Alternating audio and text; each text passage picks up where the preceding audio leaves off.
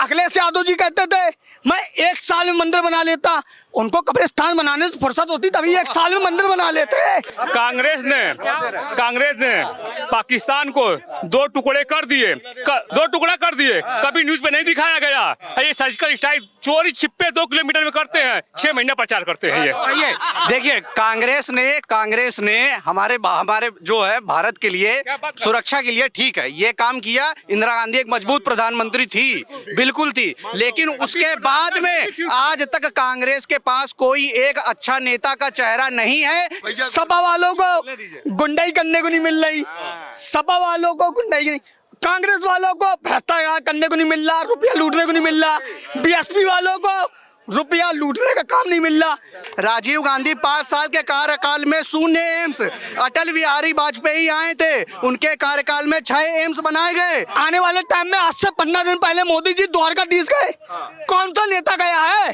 कौन सा नेता भगवान को मानता है? कौन सा नेता हिंदू धर्म को मानता है? ईवीएम चोर है और चुनाव आयोग चोरों का सरदार है। अगर योगी मोदी में हिम्मत है तो बैलेट पेपर से चुनाव कराए, तब तो हम भी जाने। जो हमारे पड़ोसी मुल्क है पाकिस्तान, वहाँ पे बैलेट पेपर से चुनाव हुआ, जीती इमरान खान की पार्टी, लेकिन प्रधानमंत्री बन रहे हैं वहाँ पे नवाज शरीफ। अब देखिएगा, और वहाँ पे लोग मांग रहे हैं, वहाँ पे लोग मांग रहे हैं कि भैया हमारे देश में भ्रष्टाचार ना होए, हमारे देश में ईवीएम ले आओ। और हमारे देश में ईवीएम है तो भ्रष्टाचारी कह रहे नहीं भैया हमारे देश में बैलेट पेपर ले आओ। मोदी ने क्या नहीं किया? मोदी ने पूरे भारत का एक नाम ऊंचा करा है मेरे भाई, विदेश के अंदर एक झंडा गाड़ दिया है, भारत का एक झंडा गाड़ा है मोदी ने। चाहे कोई भी विदेश हो, चाहे कौन सी कंट्री हो, मोदी ने पहला झंडा गाड़ने वाला काम करा। आप किस चीज में लेना चाहते हैं? चंद्रग्रह में देख लो, मोदी का भारत का झंडा सबसे पहले अपना रहा है। किस चीज में नहीं? मोदी रहेगा, मोदी के आगे कोई दुनिया के अंदर राज नहीं कर पाएगा। मोदी और योगी और मोदी, ये दोनों इतने बड़े हैं, ये भारत में क्या नहीं कर सकते हैं। इनने भारत में क्या नहीं किया? 500 साल का एक मंदिर ले आए, जो कोई नहीं ले पाई। कोई भी सरकार हो, चाहे सपा हो, चाहे बीएसपी हो, चाहे कांग्रेस हो, चाहे अन्य पार्टी हो, इनने क्या किया है? कार समेतों को मारा है। राम मंदिर ले आने वाले कौन है? योगी और मोदी। तो हिंदू किसका सपोर्ट करेगा? मोदी और योगी। और जो आने वाले टाइम का बहुत बड़ा एक मिशन होगा 2024 के बाद, जो सबसे बड़ी सरकार बनने वाली है भारतीय जनता पार्टी की, जो आने वाले टाइम में योगी जी और मोदी जी और धीरेन्द्र शास्त्री जी जो हिंदू राष्ट्र की बहुत बड़ी शपथ लेने वाले हैं, और हिंदू राष्ट्र अपना घोषित होने वाला है, और इसका बहुत बड़ा फैसला है, और आने वाले टाइम में अपना बहुत बड़ा काम होने वाला है। क्या बीजेपी ने किया? गरीबों को शौचालय दिए, गरीबों को आवास दिए, गरीबों के लिए सुरक्षा करी। आज अपनी बहन बेटियां हैं ना, 12 बजे से 1 बजे तक बहन बेटियां हैं जो अपनी 1 बजे से लेके रात में 2 बजे, चाहे हमारी बहन हो, चाहे अन्य की बहन हो, चाहे जिसकी बहन हो, 2 बजे जाएगी ना। किसी अपराधी की औकात नहीं है बहन बेटियों को हाथ लगा ले। क्यों लगा लेगा? कल के दिन उसके घर के सामने बिल्डोजर खड़ा हो जाएगा, अब बिल्डोजर के अंदर पे बहुत कुछ हो जाएगा। क्यों हो जाएगा? एक भारत की बहुत बड़ी अखंड सरकार है, सबसे बड़ी पार्टी है। क्या था 20 साल पहले? भारतीय जनता पार्टी का झंडा हम लोग लगाते थे, जेल जाते थे, हर करते थे, लाठियां खाते थे। समाजवादी पार्टी की, यादवों की, हर चीज की लाठियां हम खाते थे, कोई और नहीं खाता था। समाजवादी पार्टी का झंडा ऊंचा नहीं किया है। लोग कहते हैं सिर्फ हमारा झंडा रहेगा, भारतीय जनता पार्टी कमर का फूल। और जनसत्ता दल थी जब लोग कहते हैं कि मोदी जी अगर फ्रंट पे आके फोटो खिंचा लेते हैं तो फोटो खिंचाना बाहर देश में जाके कोई ये विकास का प्रतीक थोड़ा ही है। आने वाले टाइम में आज से 15 दिन पहले मोदी जी द्वारकाधीश गए। कौन सा नेता गया है? कौन सा नेता भगवान को मानता है? कौन सा नेता हिंदू धर्म को मानता है? नेतृत्व में योगी जी समुद्र के नीचे द्वारकाधीश में जाके उनने दर्शन करे हैं द्वारका जी के। किसने करे? कौन है नेता? हमें बता दो कौन नेता है? कौन नेता है? कौन? अखिलेश यादव जी कहते थे मैं एक साल में मंदिर बना लेता। उनको कब्रिस्तान बनाने से फुर्सत होती तभी एक साल में मंदिर बना लेते, तभी एक साल में मंदिर बना लेते। उनको कब्रिस्तान बनाने से फुर्सत होती तभी वो एक साल में मंदिर बना लेते। कह रहे हैं कि इस बार मोदी घुटने टेक देंगे अखिलेश और राहुल के सामने। आप देखना, कोई नहीं टेकेगा, मोदी फिर जाएगा। राम मंदिर जैसे बनाया वैसे जीता रहेगा, अमर है मोदी, अमर रहेगा। क्या बात कर रहे हो? बिल्कुल, जय सीताराम, जय सियाराम। कह रहे हैं कि योगी मोदी इस बार घुटने अरे राहुल गांधी घुटने तोड़ के राहुल गांधी मथुरा की बारी है, मथुरा आपकी भी मालूम, आपकी अयोध्या बना है, अभी मथुरा बनेगा। बलखंडेश्वर बन चुका है, ये बन रहा है, आनंदेश्वर बन चुका है। कोई बनवाया? अपने कब्रिस्तान अपना भर रहा है, कांग्रेस अपनी भर रही है केवल। जय श्री राम, जय जय श्री राम। कह रहे हैं कि जो काम कांग्रेस ने देश के लिए किए वो किसी ने नहीं बताया। जब उनका मोदी ने किया, कोई नहीं किया। कांग्रेस ने मालूम है, इसको धरती को मालूम, कानपुर को गिरव रखा दिया। आज मोदी ने उसको लाकर निकाल के ऊपर खड़ा कर दिया उसको। क्या बात कर रहे हैं? क्या कर दिया मोदी ने? मोदी ने सब कुछ कर रहा है, बेरोजगार को रोजी दे रहा है, सबको दे रहा है, हर चीज दे रहा है। ये सर मेरी बात सुनिए आप। अब अपनी करिए बात। सर आप मेरी बात सुनिए, आप मेरी बात सुनिए। कांग्रेस ने पाकिस्तान को दो टुकड़े कर दिए, दो टुकड़ा कर दिए, कभी न्यूज पे नहीं दिखाया गया।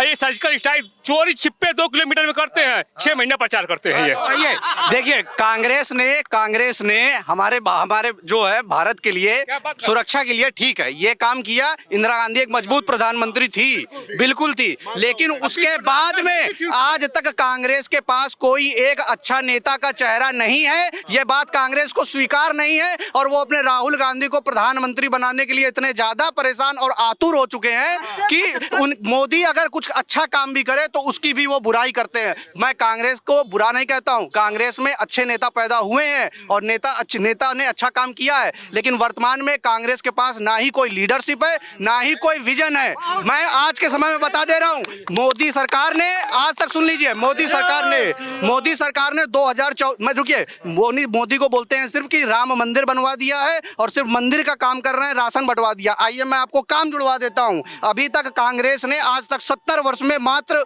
केवल और केवल 10 से 11 एम्स बनवाए हैं। डेटा के साथ बोल रहा हूं, आप सभी चेक कर लीजिएगा, कि जवाहरलाल नेहरू का जो 16 साल का कार्यकाल था उसमें मात्र 1 एम्स बना। ठीक है, आजादी के समय में भारत गरीब था, ठीक है। उसके बाद फिर इंदिरा गांधी आई, 11 वर्ष के लिए कितने एम्स बने? कितने बने? 0। एक भी एम्स नहीं बनवा पाई, एक भी नहीं बनवा पाई। आइए, राजीव गांधी 5 साल के कार्यकाल में 0 एम्स।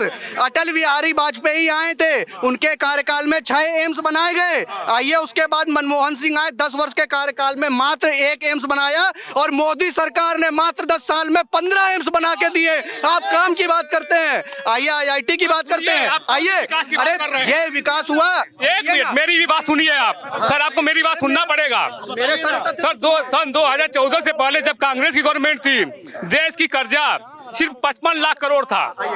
आज के डेट में 1,55,000 करोड़ कर्जा हो गया। कौन सा विकास हुआ है देश में? कर्जा लेके घर बनाया तो क्या बना? क्या बात है?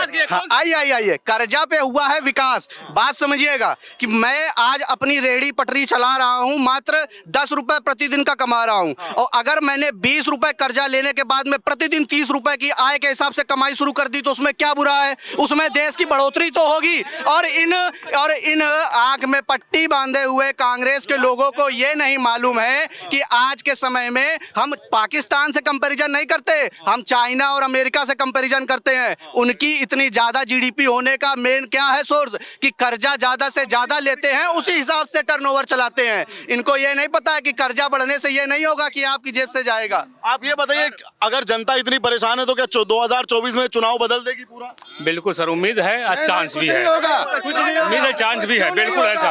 इसका एक कारण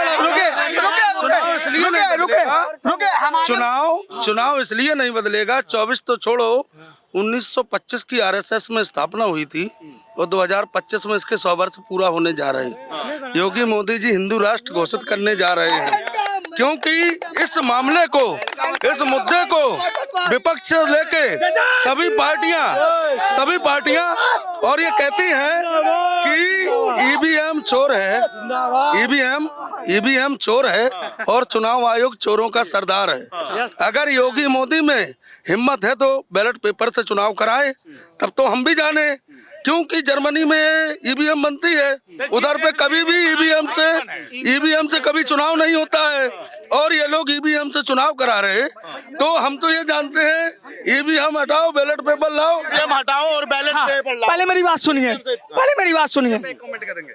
अपने जो जवान होते हैं वो आने वाले टाइम में पहले 50 मारे जाते थे और अपने भारत में जो नेता पैदा होते थे, जो लोग पैदा होते थे, वो एक नहीं मार पाते थे। हमारे मोदी जी का कहना क्या है, तुम एक मारोगे हम 10 मारेंगे, हम 10 मारेंगे। और उसके बाद ईवीएम का जवाब दें। ईवीएम में क्या तो हैक करते हैं, वो करते हैं, लेकिन वोट क्यों मोदी के पास जाता है?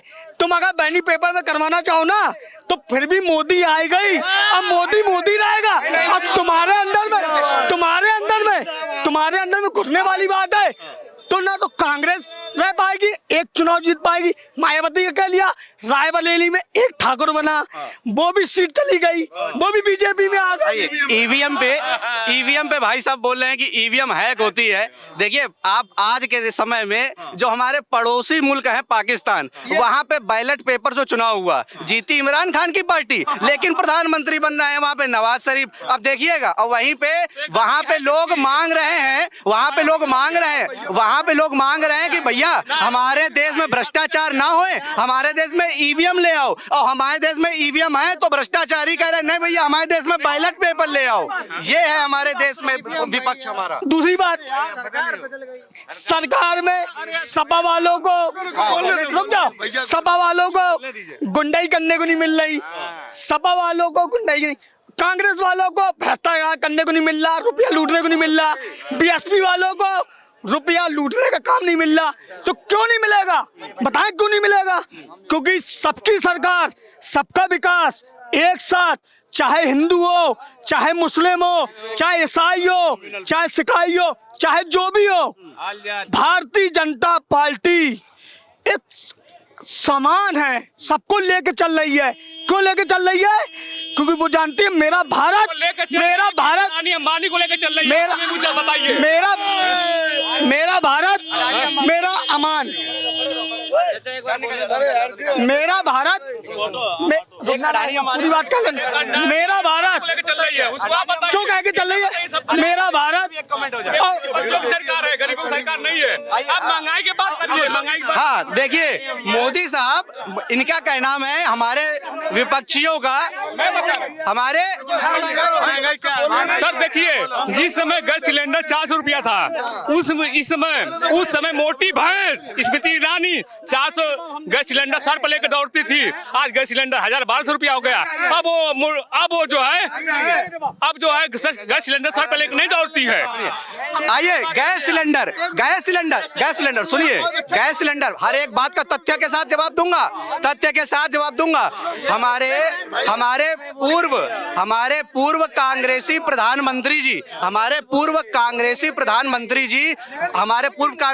प्रधानमंत्री जी सब्सिडी के लिए इंटरनेशनल लेवल पर ट्रीटी साइन करके आए थे कि 2014 तक गैस सिलेंडर पर सब्सिडी दी जाएगी, और वही गैस सब्सिडी के कारण 2014 के पहले कांग्रेस की सरकार तक सिलेंडर हमें सस्ता मिल रहा था। और अब इस समय वो ट्रीटी खत्म होने के बाद में, चूंकि कांग्रेस के प्रधानमंत्री वहां पर साइन करके आए थे कि वो ट्रीटी 2014 तक रहेगी, 14 के बाद, इसलिए सिलेंडर हमको महंगा समझ में आ रहा है, लेकिन वो महंगा है नहीं, क्योंकि उसमें अब सब्सिडी नहीं लग के आ रही है, सिर्फ देश का पैसा लग रहा है उसमें, और देश का पैसा सिर्फ देश में आ रहा है। मिलता था, आज लगाते लाइन तो 15-20 दिन बाद मिलता कि नहीं मिलता, 6 महीने बाद मिलता। तो सवाल ये है कि मोदी जवाब करी महंगाई के लिए मेरी सुनिए, आने वाले टाइम ये बताओ, आप ये बताइए सर, क्या मोदी इस बार 400 पार जाएंगे या 300 पे रह जाएंगे? 400 पार। हम एक व्यापारी आदमी हैं, हम मर रहे हैं, अब तुम पार करो, तुम भक्त हो गए हो। देखो, हम जय सिया राम बोल रहे हैं, क्योंकि देखिए हम भी एक ब्राह्मण आदमी हैं, और देखिए जय श्री राम ये बीजेपी का नारा है, हम जय सिया राम बोलते हैं, क्योंकि बताएं जब तक हम माता को नहीं रहेंगे पिता को कैसे छोड़ देंगे। मैं भी मैथिल ब्राह्मण हूँ, मैं ब्राह्मण के हिसाब से जवाब देता हूँ। मैं उत्तर प्रदेश में गत 27 वर्षों से निवास कर रहा हूँ, मैं जन्म के समय से, बात समझिएगा, यहाँ पर थी यहाँ पर थी हमारे 2017 तक अखिलेश यादव जी की सरकार। अखिलेश यादव जी की सरकार में मेरी बहन को ना मिला वजीफा, ना मिला मोबाइल, और लेकिन अब है योगी की सरकार, वजीफा भी दे रहे हैं, मोबाइल भी दे रहे हैं, और उसके बाद राशन भी दे रहे हैं, और पढ़ने को भी पैसा है। वो यही नहीं है सिर्फ कि हमारा राशन दे के पेट भर रहे हैं, पढ़ने के लिए वजीफा भी दे रहे हैं। रहे व्यापारी वर्ग की बात, तो व्यापारी वर्ग को भूखा कोई नहीं मार रहा है। जो ईमानदारी से टैक्स भर के अपना व्यापार कर रहा है, उसका व्यापार बढ़ते जा रहा है। टैक्स चोरी करनी है तो भैया व्यापार तो डूबेगा ही, क्योंकि काम अब एक नंबर का हो रहा है। सरकारी चोर है, सरकार चोर नहीं, विपक्ष ही हमारा चोर है। आज मानिए सर एक मिनट, सभी लोग यहाँ पे बोल रहे हैं कि कांग्रेस ने क्या किया देश में, कांग्रेस ने क्या दिया। कांग्रेस का मैं आपको स्पष्ट बता रहा हूँ कि कांग्रेस ने कुछ भी नहीं दिया है, अपने पूर्वजों को उन्होंने खोया ही है। कुछ नहीं दिया तो कम से कम देश चलाने के लिए अपने दो लौंडे दिए, दो लड़के दिए हैं। लाइए पूर्वजों के विषय में भी बता देते हैं। एक मिनट भाई, एक मिनट मैं चाचा ये बताओ किसने दिए, मतलब मैं समझा नहीं, एक बार और बोलो। फैक्ट के साथ में धोएंगे। सर कहने का मतलब ये है हमारा, किसने अपना बलिदान दिया? सर कांग्रेस ने बलिदान दिया है, अपने पूर्वजों को देश में खोया है। कौन ऐसा प्रधान बीजेपी में है जो अपने आप को खोया है? ठीक बीजेपी। अब कांग्रेस का चाचा ये कह रहे हैं कि कांग्रेस ने जिंदा नहीं रहेंगे, बीजेपी नहीं रहेगी, हम जिंदा नहीं रहेंगे। बीजेपी नहीं रहेगी, जिस दिन मोदी चले गए हम जिंदा नहीं रहेंगे। हिंदू नहीं जिंदा रहेगा, हिंदू जिंदा नहीं रहेगा। ये पक्की बात। मोदी है तो जिंदगी है, नहीं तो नहीं है। मोदी है तो जिंदगी है, मोदी बाबा है तो जिंदगी है, नहीं तो नहीं है। कल के दिन पता क्या होगा हम लोग के साथ? क्या होगा नहीं जानते, लेकिन अगर हमारी उम्र लग जाए, हमारी उम्र, मोदी को हमारी उम्र लग जाए, मोदी को, बाबा को, क्यों लगे कि दारू लगे? नहीं झूठ है। योगी सरकार में सुरक्षा देखिए, शराब पीकर भी बेझिझक आराम से घूम रहा है। ये बढ़िया है, बढ़िया है, जिंदाबाद। मोदी जिंदाबाद। On minute